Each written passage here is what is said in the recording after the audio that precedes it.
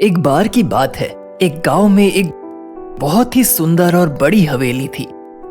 हवेली इतनी सुंदर थी कि उसकी सुंदरता के चर्चे दूर दूर तक थे। उस हवेली में ठाकुर साहब और उनका बड़ा परिवार रहता था। सारे गांव के लोग ठाकुर साहब को बहुत मानते थे। वे उनका बहुत मान सम्मान करते थे। पर अचानक से धीरे धीरे ठाकुर साहब के परिवार के सारे लोग गायब होने लगे। ठाकुर साहब ये देख के बहुत चिंतित हो गए। सारे गांव में इस बात के चर्चे होने लगे। शामू, क्या तुमने सुना है ठाकुर साहब के घर के लोग धीरे धीरे गायब हो रहे हैं? हाँ रामू, ये सुन के मुझे बहुत डर लग रहा है। सुना है आजकल गांव में सभी डरे डरे घूम रहे हैं। पता नहीं कब कौन गायब हो जाए। गायब होने का सिलसिला चलता रहता है और बस हवेली में ठाकुर साहब और उनकी पत्नी बच जाते हैं।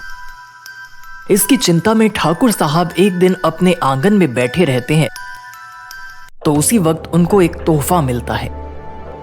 गांव का पोस्टमैन वो तोहफा लेके आता है। अरे दीनू, ये तोहफा तुम्हें किसने दिया है? ठाकुर साहब, ये हमारे पोस्ट ऑफिस में आया था। इस पर आपका नाम लिखा था तो मैं लेके आ गया। धन्यवाद दीनू। जब ठाकुर साहब उसे खोलते हैं तो देखते हैं उसमें एक अजीब सा लाल रंग का विचित्र फूल रखा होता है। ठाकुर और उनकी पत्नी से देख के काफी हैरान हो जाते हैं। तब ठाकुर साहब अपने गांव के जासूस गोपाल को बुलाते हैं। गोपाल उस तोहफे का फूल देखकर उसका रहस्य फौरन समझ जाता है। वो ठाकुर साहब से पूछता है, ठाकुर साहब, क्या मैं आपकी ये शानदार हवेली देख सकता हूं? क्यों नहीं गोपाल, इसे तुम अपना ही घर समझो। आओ, मैं तुम्हें अपनी हवेली दिखाता हूं। ठाकुर साहब उसे हवेली दिखाने लगते हैं। गोपाल हवेली के आसपास घूमकर हवेली को पूरी तरह से देखता है और उसका निरीक्षण करता है। तभी गोपाल की नजर हवेली के कोने में जाती है। वहां एक दरवाजा होता है। गोपाल उसके पास जाके उसके बगल वाला बटन दबाता है। अचानक दरवाजा खुल जाता है और रास्ता नीचे की ओर तैयार हो जाता है। गोपाल नीचे जाता है। वो देखकर हैरान रह जाता है। जितने लोग ठाकुर साहब के घर से गायब होते हैं वो सभी के सभी नीचे होते हैं, पर वो लोग अब पुतले बन चुके होते हैं, मानो किसी ने उन पे ये जादू कर दिया हो। ये देखकर गोपाल घबरा जाता है और दौड़ के हवेली में ठाकुर साहब के पास आके पूछता है, ठाकुर साहब, ये क्या आपको पता है इस जादुई कमरे के बारे में? नहीं गोपाल, ये कमरा तो मुझे भी नहीं पता है। शायद हमारे वंशज इस कमरे का उपयोग करते होंगे, पर हमने तो इसे कभी नहीं खोला। मुझे और मेरे परिवार को इसके बारे में नहीं पता है। गोपाल ठाकुर साहब को उस जादुई कमरे में लेके आता है। जैसे ही ठाकुर साहब वहां हाथ रखने जाते हैं, गोपाल जोर से चिल्लाता है, नहीं ठाकुर साहब, यहां कहीं भी हाथ ना लगाना। जैसे ही यहां आप किसी चीज को छूओगे आप भी पुतले बन जाओगे। ये जगह अब श्रापित हो चुकी है, इसे मत छूइए।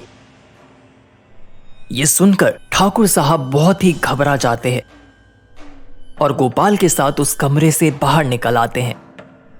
तभी उसे सामने की दराज पे एक चमचमाता हुआ हीरो से जड़ा हुआ चाय का कप दिखता है। वो ठाकुर साहब से पूछता है, ये चमचमाता हुआ कप आपके घर में कैसे आया?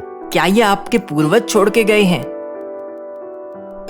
अरे नहीं गोपाल, ये तो मेरा बेटा लेकर आया। जब वो एक दिन जंगल में गया था तो उसे ठोकर लगी अचानक। तब उसने देखा तो उसे ये कप मिला। वो लेके आ गया घर पे।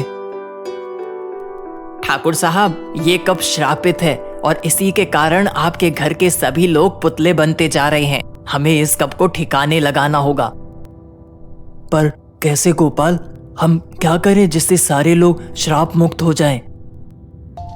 तब गोपाल को वो लाल फूल याद आता है जो उन्हें तोहफे में मिला था। गोपाल उस फूल को कप पे रगड़ता है। जोरों की हलचल होती है और कप जल जाता है और नीचे का गुप्त कमरा जोर जोर से हिलने लगता है। तभी एक एक करके ठाकुर साहब के परिवार वाले आजाद हो जाते हैं और वो ऊपर हवेली में आते हैं। ठाकुर साहब ये देख के बहुत खुश होते हैं। ठाकुर साहब गोपाल का धन्यवाद करते हैं। गोपाल, मुझे समझ में नहीं आ रहा कि मैं तुम्हारा धन्यवाद कैसे करूं। तुमने तो हम सबको एक नया जीवन दे दिया। सारे परिवार वाले गोपाल को धन्यवाद देते हैं।